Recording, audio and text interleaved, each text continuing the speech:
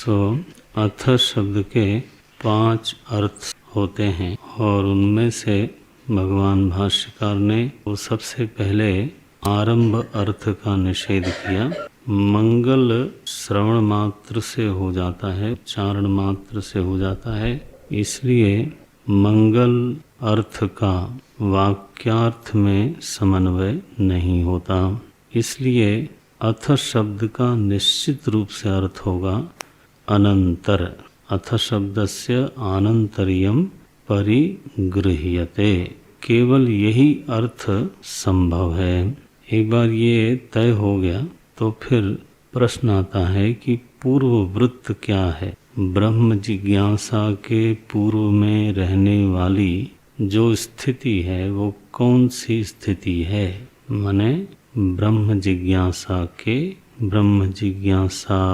का पूर्व भावी नियत पूर्व भावी कौन है। तो वो बोलते हैं वेदाध्ययन साधारण कारण है। तो इसलिए कर्म का अवबोध होना, कर्म का ज्ञान होना यही विशेष कारण है। अर्थात ब्रह्म जिज्ञासा का नियत पूर्व भावी धर्म ज्ञान को मानना चाहिए। भाष्यकार इसका निषेध करते हैं, मना करते हैं। बोले ना, धर्म जिज्ञासायाः प्रागपि अधीत वेदांतस्य ब्रह्म जिज्ञासा उपपत्तिः। क्योंकि देखा जाता है कि ब्रह्म जिज्ञासा धर्म जिज्ञासा के बिना भी, धर्म जिज्ञासा के पूर्व भी उत्पन्न होती है, ऐसा देखा जाता है। धर्म जिज्ञासायाः प्रागपि, धर्म जिज्ञासा के पहले भी। लेकिन इसमें हेतु है आपातत ज्ञान, ये मुख्य। अधीत वेदांतस्य, अधीत वेदांतस्य माने आपातत ज्ञान, और उसका हेतु बनता है सत्संग। सो सत्संग चाहिए जब हमारा कर्म सामान्य रूप से शुद्ध हो, थोड़ा साधन भजन होता हो, पूर्व के जन्मों के संस्कार, साधना के संस्कार धीरे धीरे परिपक्व हुए हों, तो बिना धर्म जिज्ञासा के, बिना धर्म की सारी जटिलताओं को जाने ही ब्रह्म जिज्ञासा सीधे उत्पन्न होती हुई दिखाई देती है। इसलिए धर्म जिज्ञासा में अथवा धर्म ज्ञान में नियत पूर्व भावित्व नहीं है, ये बात सिद्ध। अब अगला प्रकरण है। अथ शब्द में आनंतर्य का अर्थ तो है, लेकिन आनंतर्य में क्रम विवक्षित नहीं है, ये बताना चाहता। अथ शब्द में आनंतर्य है, लेकिन आनंतर्य होते हुए भी क्रम विवक्षित नहीं है। वो क्रम कहाँ विवक्षित है उसका दृष्टांत दे रहे हैं। यथाच हृदयादि अवदानानाम आनंतर्य नियमः क्रमस्य विवक्षितत्वात्। अब देखो ये पशु याग जहाँ पर होता है, तो अब आप इसमें विचलित नहीं होना।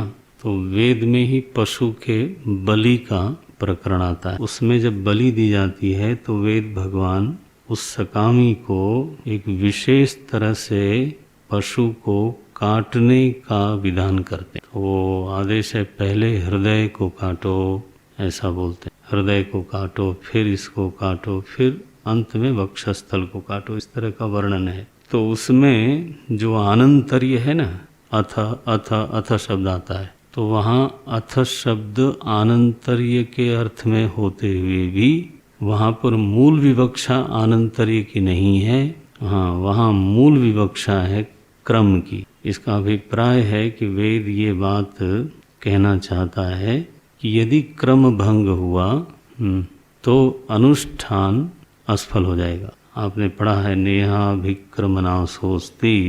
यज्ञादि कर्मों में जहाँ बड़े सूक्ष्म कोई अनुष्ठान होते हैं वहाँ क्रम की बड़ी महिमा है। तो क्रम में भी आनंतर्य तो होता है, इसके बाद ये, इसके बाद ये, लेकिन आनंतर्य बोध कराने में वहाँ विवक्षा नहीं होती। विवक्षा होती है क्रम बताने में। क्रम के ऊपर बल होता है, क्रम के ऊपर मेन स्ट्रेस होता है कि you must maintain the same sequence ये बताना। तो अथ शब्द कहीं कहीं पर वेद में, शास्त्र में आनंतर्य के अर्थ में आने पर भी आनंतर्य की विवक्षा लेकर के नहीं आता, बल्कि क्रम की विवक्षा लेकर आता है। ये बोल तो यथा हृदयादि अवदानानाम आनंतर्य नियमः क्रमस्य विवक्षितत्वात् न तथा, ध्यान रखना खंडन हो रहा है, न तथा यह क्रमो विवक्षितः।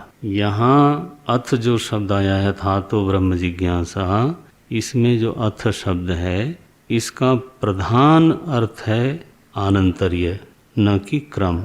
क्रम की प्रधानता, क्रम के ऊपर बल नहीं है, बल्कि आनंतर्य के ऊपर ही बल है। ये भाष्यकार इंश्योर करना चाहते। तो एक उसी में से एक शाखा तर्क निकाल लिया कि आनंतर्य होते हुए भी प्रधानता किसी और की हो जाए और आनंतर्य गौण हो जाए, ऐसा यहाँ पर नहीं है। न तथा यह क्रमो विवक्षितः।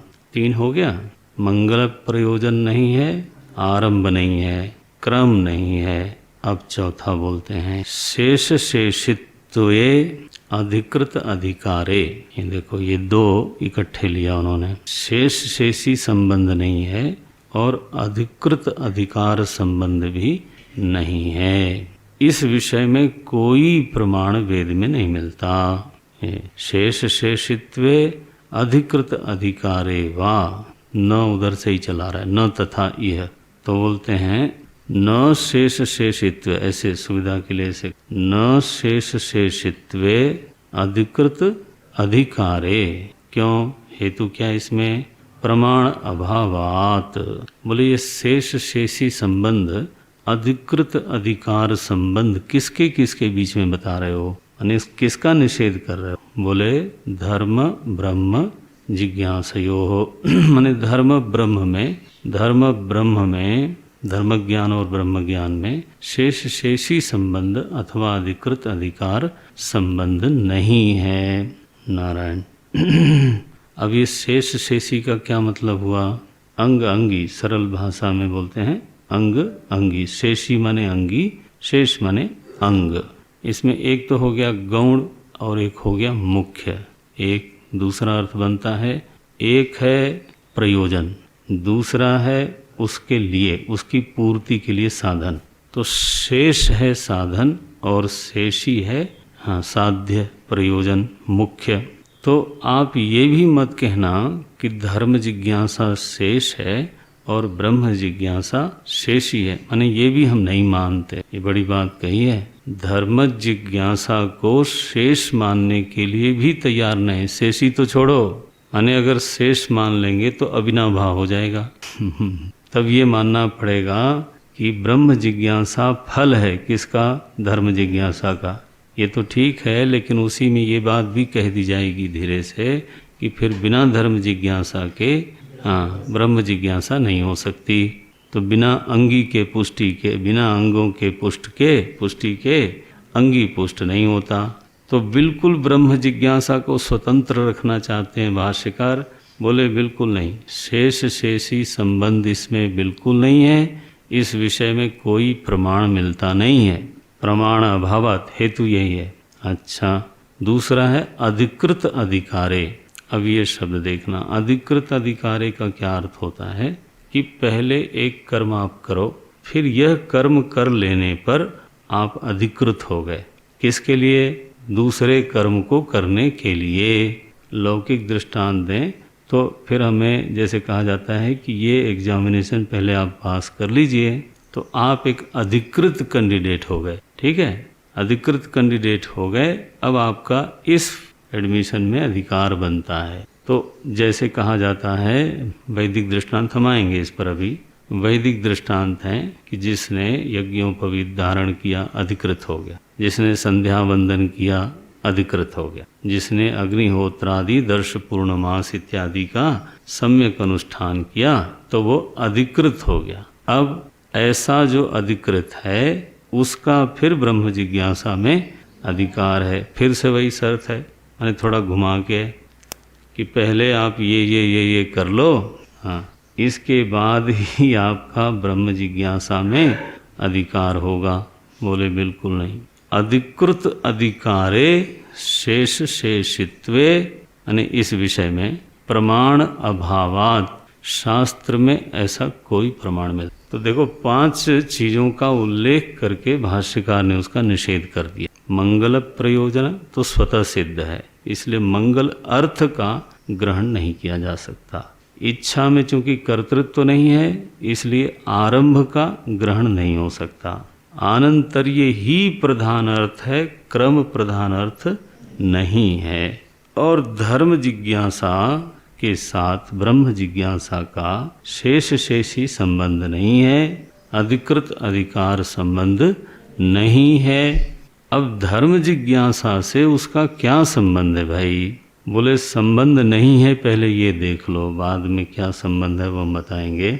लेकिन आपको बोल ही देता हूँ मैं यहाँ, एक आगे चल के ब्रह्म सूत्र में एक अधिकरण आता है, सर्वापेक्षा अधिकरण। तो वो कहते हैं ब्रह्म जिज्ञासा को और ज्ञान को सर्व की अपेक्षा, माने धर्म जिज्ञासा की भी अपेक्षा है, ध्यान आदि साधना की भी अपेक्षा है, उपासना की भी अपेक्षा है। वो अधिकरण का नाम ही है सर्वापेक्षा।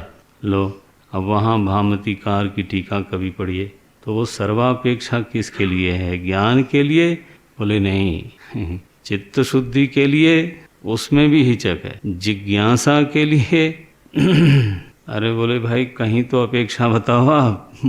बोले इच्छा के लिए, ने बड़े ही संकोच के साथ ज्ञान इच्छा, ज्ञान के लिए किसी की अपेक्षा नहीं है श्रवणादि के अतिरिक्त। साक्षात ज्ञान के लिए किसी की अपेक्षा नहीं मानते सिवाय प्रमाण व्यापार के। तो सर्वापेक्षा किसको है? बोले ज्ञानेच्छा को है, ज्ञान को नहीं। तो ज्ञानेच्छा माने ब्रह्म जिज्ञासा। तो सर्वापेक्षा वो संबंध तो हम, इसलिए मैंने कहा बाद में देखने वाली बात है। पहले ये देखना चाहिए कि ये नियत पूर्व भावित्व का जो कोई अगर भाव बनावे तो वो गलत है। नियत पूर्व भावी कभी किसी शर्त पर नहीं हो सकता। बोलते हैं दोनों में भेद है। धर्म ब्रह्म जिज्ञासयोः फल जिज्ञास्य भेदाच्च। अब देखो दोनों का भेद बता। धर्म और ब्रह्म, धर्म जिज्ञासा और ब्रह्म जिज्ञासा, इन दोनों के फल में भेद है। धर्म जिज्ञासा का फल और ब्रह्म जिज्ञासा। इतना ही नहीं, दोनों का जो जिज्ञास्य विषय है उसमें भेद है। धर्म जिज्ञास्य, जिज्ञासा नहीं जिज्ञास्य, माने धर्म का जिज्ञास्य है धर्म, और ब्रह्म जिज्ञासा का जिज्ञास्य है ब्रह्म। इसमें भेद है और फल में भी भेद है। तो इस भेद को समझ करके नियत पूर्व भावित्व की कल्पना मत करो।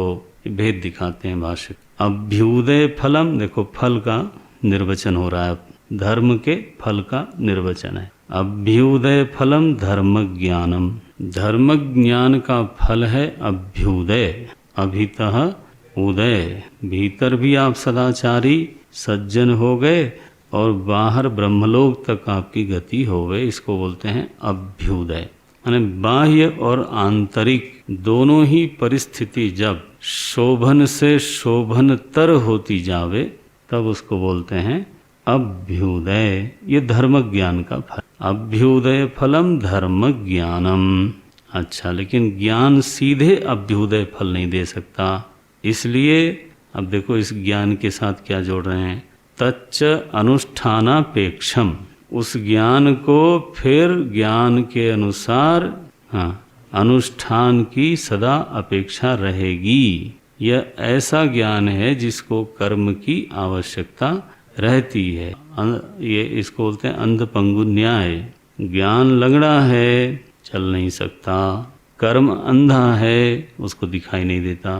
तो ज्ञान से देखना और कर्म से चलना, माने अंधे के पास पैर हैं वो चल सकता है, और ज्ञान के पास आँख है वो देख सकता है लेकिन चल नहीं सकता। तो ज्ञान देखता है लेकिन करके बता नहीं सकता बेचारा। इसको बोलते हैं, ये जितना भी वेदांतातिरिक्त ज्ञान है उसका एक ही न्याय है, अंध पंगु न्याय।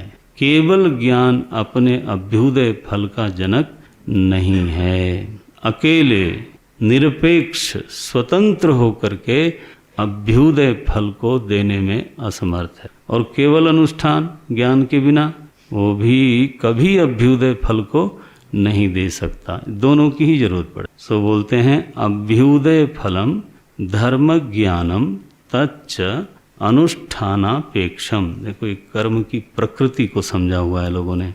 अब इसका क्या बोलते हैं, निश्रेयस फलम। देखो ब्रह्म ज्ञान में फल का भेद। निश्रेयस फलम तो ब्रह्म विज्ञानम। ब्रह्म विज्ञान का फल है निश्रेयस। निश्रेयस माने उससे अधिक कल्याण की कहीं कोई स्थिति नहीं हो सकती। नितराम श्रेयस है, नितराम निशेष कल्याण।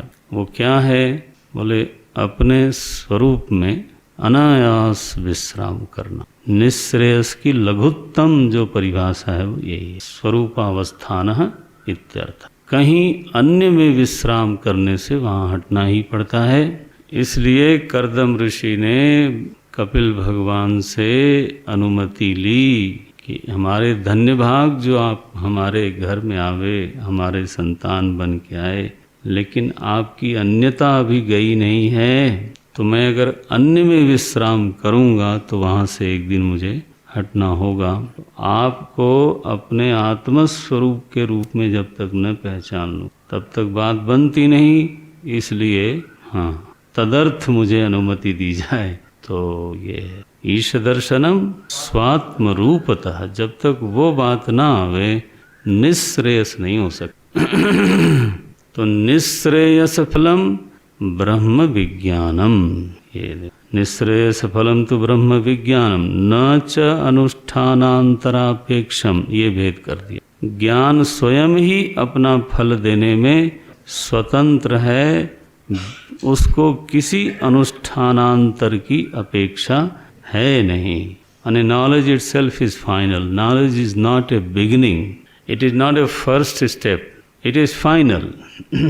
देखो रज्जू पर सर्प की भ्रांति हुई, अब उससे भय लग रहा है, तो भय निवृत्ति रूप फल हमको चाहिए। ठीक, भय निवृत्ति रूप जो फल है वो ज्ञान मात्र से होगा या ज्ञान के बाद अनुष्ठान चाहिए। ये जहाँ बंधन अध्यास रूप है वहाँ ज्ञान मात्र से अध्यास की निवृत्ति होती है और उसमें किसी क्रिया किसी अनुष्ठान की अपेक्षा लेश मात्र नहीं हो। जैसे ही रज्जु तत्व का ज्ञान हुआ वह ज्ञान ही अपना फल देने में समर्थ हो गया, भय निवृत्ति हो गई। बोले नहीं, अभी अभी तो आपने क्या रज्जु तत्व का ज्ञान प्राप्त किया है, अब आप थोड़े दिन जप करो, यम रज्जु 10 माला रोज करना, या फिर ऐसा करा करो, ध्यान किया करो। ये सब कुछ बात बनती नहीं है। तो एक ऐसा ज्ञान है जहाँ पर ज्ञान इटसेल्फ इज फाइनल, अपना फल प्रकट करने में निरपेक्ष है वो। अच्छा, धर्म ज्ञान ऐसा ही है जैसे आपने डॉक्टरी सीख ली, अब आप किसी की चिकित्सा करते नहीं, फिर क्या, आपने रसोई बनाना सीख लिया, बनाते नहीं। ये ज्ञान ऐसा है, ज्ञान स्वयं अपना फल प्रकट करने में समर्थ नहीं है, उसको अनुष्ठान की अपेक्षा है। तो फल में भेद दिखा दिया, अब जिज्ञास्य में भेद दिखाते हैं। क्या बढ़िया शब्द है। देखो अति संक्षेप में, आपने कई बार ये विषय पढ़ा सुना है तो, लेकिन अति संक्षेप में एक दोहरावन देख लो। भव्यश्च धर्मः जिज्ञास्य न ज्ञान काले अस्ति। क्या बात है, ये लोग कहना जानते हैं, हाँ, बताना जानते हैं। बोले भव्यश्च धर्मः जिज्ञास्य न ज्ञान काले अस्ति। एक ऐसा जिज्ञास्य विषय है जो ज्ञान काल में है नहीं। जब आप जान लोगे फिर आप अनुष्ठान करोगे तब वो होगा। ठीक है, माने बिना जाने बिना किए मैं धार्मिक हूँ, मैं पुण्य आत्मा हूँ, ये नहीं बोल सकते। पुण्य अभी ज्ञान काल में है नहीं, जिज्ञासा काल में भी नहीं है। न ज्ञान काले अस्ति, तो क्या है फिर, कभी होगा ही नहीं, नहीं होगा। भव्यश्च, उसका नाम क्या पड़ा, भव्यश्च, भूत नहीं है, भव्य है। क्या नाम है उसका? बोले धर्मः। भव्यश्च धर्मः जिज्ञास्यः। धर्म जिज्ञासा का जिज्ञास्य कौन है? बोले भव्य धर्म, जो अभी जिसका प्राग भाव है। न ज्ञान काले अस्ति। अच्छा, ब्रह्म जिज्ञासा का विषय क्या है? बोलते हैं अच्छा न ज्ञान काले अस्ति पुरुष व्यापार तंत्रत्वात्। क्यों भव्य है? क्योंकि पुरुष जब जान करके फिर व्यापार करेगा तब फिर वो भव्य धर्म उत्पन्न होगा। तब हम कहेंगे कि पुण्य का उदय हुआ, पुण्यात्मा हो गए। धर्म का फल भव्य है, धर्म स्वयं भव्य है। यानी पुण्य का प्रागभाव हमेशा रहता ही रहता है। कर्म पूरा होने पर एक अपूर्व की उत्पत्ति होती है जिसको बोलते हैं पुण्य अथवा पाप। सो भव्यश्च धर्मः जिज्ञास्यः न ज्ञान काले अस्ति पुरुष व्यापार तंत्रत्वात्। अच्छा, ब्रह्म जिज्ञासा का विषय क्या है? बोले इह तो भूतम ब्रह्म जिज्ञास्यम। भव्यम नहीं, कैसा? भूतम ब्रह्म जिज्ञास्यम। ये तो है। ज्ञान काले अपि अस्ति, जिज्ञासा काले अपि अस्ति, जिज्ञासा पूर्व काले अपि अस्ति। इसको बोलते हैं भूतम। अब जब है तो उत्पाद्य नहीं रही, हाँ, और इसलिए फिर पुरुष व्यापार तंत्र नहीं रहे। देखो कैसे बोलते, यह तो भूतम ब्रह्म जिज्ञास्यम नित्यत्वात्। हो गया ना, नित्य होने से न पुरुष व्यापार तंत्रम।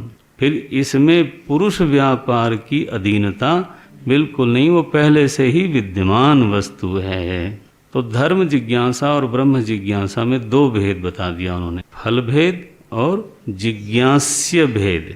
और इसी मीमांसा में साथ में ये भी कह दिया कि एक पुरुष व्यापार के अधीन है तो दूसरा पुरुष व्यापार के अधीन नहीं है। एक ज्ञान अपना फल देने में व्यापार के अधीन है, कर्म के अधीन। दूसरा ज्ञान अपना फल देने में निरपेक्ष है, स्वतंत्र है। ज्ञान मात्र से फल का उदय हो जाता, दोनों में ये भेद हुआ। अब बोलते हैं जिज्ञास से भिन्न हो गया, फल भिन्न हो गया। अब जो प्रवर्तक शास्त्र है ना, उस शास्त्र में भी भेद है। शास्त्र की प्रवृत्ति में चोदना या चोदना प्रवृत्ति भेदाच। चोदना प्रेरक शास्त्र, प्रवर्तक शास्त्र। तो जो प्रवर्तक शास्त्र माने धर्म का जो प्रवर्तक शास्त्र है और ब्रह्म का जो प्रवर्तक शास्त्र है, तो ये जो प्रवर्तक शास्त्र हैं दोनों के, माने ब्रह्म बोधक श्रुतियाँ, इसको ऐसे समझना, ब्रह्म बोधक श्रुतियाँ और धर्म बोधक श्रुतियों की प्रवृत्ति में भेद है। The very approach is different. प्रवृत्ति बोलते हैं, ये प्रवृत्ति का भेद दिखा रहे हैं, लेकिन प्रवृत्ति जिज्ञासु की नहीं, जिज्ञासा की नहीं, फल की नहीं, विषय की नहीं, बल्कि जो प्रवर्तक शास्त्र है, बोधक शास्त्र है, उसकी प्रवृत्ति में भेद है। चोदना प्रवृत्ति भेदाच। चोदना शब्द है ना, प्रवर्तक शास्त्रम उच्यते। ये दोनों के जो प्रवर्तक हैं वो अलग अलग हैं। चोदना प्रवृत्ति भेदाच या ही चोदना धर्मस्य लक्षणम। अब देखो विवरण करते हैं। पहले तो हेतु दे दिया 1/6 वाक्य के 1/6वें हिस्से में। कितना बड़ा वाक्य?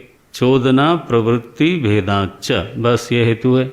अब विवरण उसका करेंगे। ये शैली है हमारे भगवान भाष्य। विवरण करते हैं या ही चोदना धर्मस्य लक्षणम। धर्म के अवबोधन करने वाली, धर्म का अवबोधन करने का लक्षण रखने वाली जो श्रुतियां हैं, उन श्रुतियों की प्रवृत्ति क्या होती है? वो श्रुतियां कैसे बोध कराती हैं? केवल बोध नहीं कराती, साथ के साथ में नियोजन भी करती जाती हैं, आदेश भी देती जाती हैं। ये जानो और जान के फिर ये करो। ये बोलते हैं स्वविषये सा श्रुति सा स्वविषये नियुंजानैव पुरुषम अवबोधयति। वो श्रुतियां अपने विषय में पुरुष को नियुक्त करती हुई ही बोध कराती हैं। ऐसा कोई बोध वो नहीं कराएंगी जिसमें नियोजन न हो, जिसमें हाँ नियोजन शब्द ही ठीक है, जिसमें विधि न हो। और इसका विस्तार आचार्यों ने बहुत किया है। ऐसा कोई वाक्य ही नहीं हो सकता जिसमें स्व विषय में नियुक्ति न कराया गया हो। सोरोदित एक वाक्य का उदाहरण आचार्यों ने दिया। वेद में कोई एक वाक्य है, सोरोदित, रुद्र भगवान रोए। बोले इसमें क्या नियोजन है? रुद्र भगवान रोए तो इसमें नियोजन क्या है?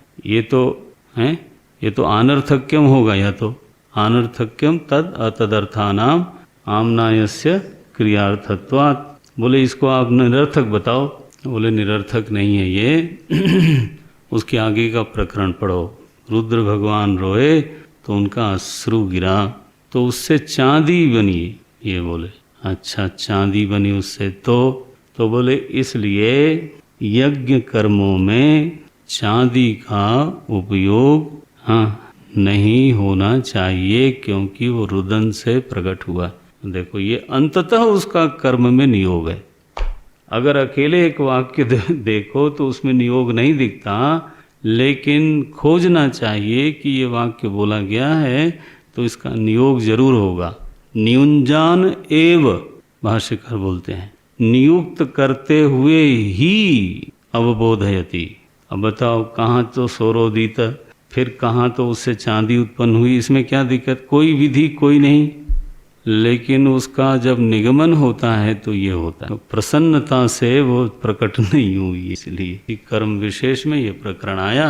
उसमें चांदी का ये स्वरूप बता दिया गया और फिर उसका फलितार्थ ये निकला कि चांदी का यज्ञ कर्म में उपयोग नहीं होना चाहिए। तो चोदना प्रवृत्ति भेदाच्च, देखो धर्म जिज्ञासा में एक भी ऐसी श्रुति नहीं मिलेगी जिसका कहीं न कहीं कर्म में विनियोग, और वो भी स्व विषय, जिस विषय का श्रुति बोध कराएगी उसी विषय में नियुक्त करती हुई दिखाई देती है।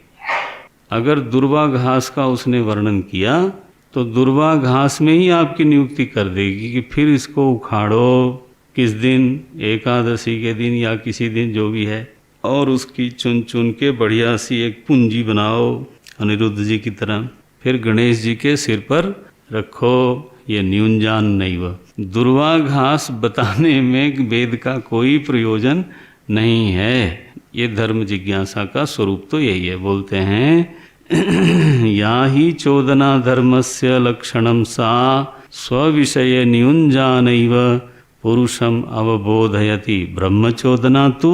अब देखो जो ब्रह्मबोधक श्रुतियां हैं उनकी स्थिति क्या है? बोले पुरुषम अवबोधयति एव केवलम, विनियोग नहीं करती वो, केवल जिज्ञासु को बोध ही कराती। पुरुषम अवबोधयति एव केवलम अवबोधस्य चोदना जन्यत्वात्। यहाँ ये जो अवग्रह लगा है चोदना अजन्यत्वात्, ये जरा अवग्रह को देखना पड़ेगा। मुझे लगता है कि ये चोदना जन्यत्वात् है, क्योंकि ब्रह्म का जो अवबोध है वो वेदांत प्रमाण से जन्म लेता है। इसलिए अब हम इसको अगली कक्षा में फिर से देखेंगे, पक्का करेंगे। क्या बोलते हैं, आते हैं हम इस पर फिर। या ही चोदना धर्मस्य लक्षणम ब्रह्मचोदना तो पुरुषम अवबोधयति एव। संगति नहीं लग रही है, क्योंकि चोदना ब्रह्म चोदना पुरुष का अवबोध करा रही है। कराने की जरूरत कब पड़ी? जब बिना प्रमाण के, बिना ब्रह्म बोधक श्रुतियों के अवबोध नहीं था, तभी तो बोध कराएगी।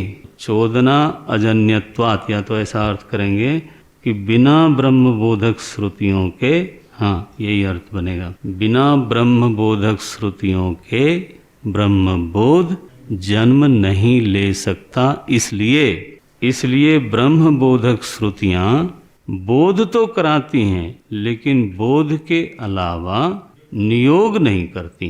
ब्रह्मचोदना तो पुरुषम अवबोधयति एव केवलम, क्योंकि अवबोधस्य, अबोधस्य मत पढ़ लेना, अवबोध मने ज्ञान, हाँ ब्रह्म ज्ञान, अवबोधस्य अजन्यत्वात्, चलो ऐसे, क्योंकि जो ज्ञान है वो पहले से मौजूद नहीं था बिना शास्त्र के। तो अवबोधस्य चोदना अजन्यत्वात् न पुरुषः अवबोधे नियुज्यते। लेकिन यह जो ब्रह्मबोधक श्रुतियां हैं वो पुरुष को और कहीं नियुक्त नहीं करती हैं, अवबोध विषय में भी नियुक्त नहीं करती। केवल अवबोध का जन्म हो जाता है, जाने हुए विषय में किसी प्रकार का नियोजन नहीं कराती। दृष्टांत देखो, बहुत ही बढ़िया दृष्टांत। वेदांत को ऐसा प्रमाण मानना चाहिए। वेदांत प्रमाण ऐसा प्रमाण है, कैसे बोले, यथा अक्षार्थ सन्निकर्षेण, माने इंद्रिय के सन्निकर्ष में आया हुआ विषय इंद्रिय से दूर होने पर उसका ज्ञान होता नहीं। तो अक्ष अर्थ, अक्ष माने इंद्रिय, हाँ, अक्ष अर्थ सन्निकर्षेण अर्थावबोधे, तो इंद्रिय का अर्थ जब उसके सन्निधि में आता है तो उस अर्थ का बोध हो जाता है। दरअसल इंद्रिय ये नहीं कहती है कि अब इस रूप में या रंग में या शब्द में आप प्रवृत्त हो, वो तो फिर आपके अपने आगे की मर्जी है, आपके अपने संस्कार हैं।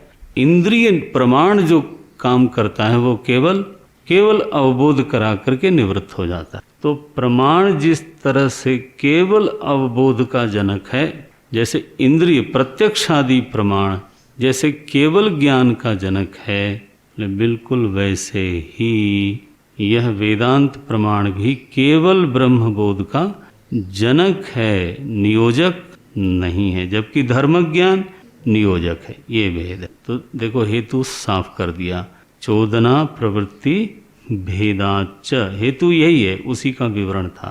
तस्मात्, अब निगमन करते हैं। अथ शब्द की मीमांसा एक तरह से पूरी हो गई।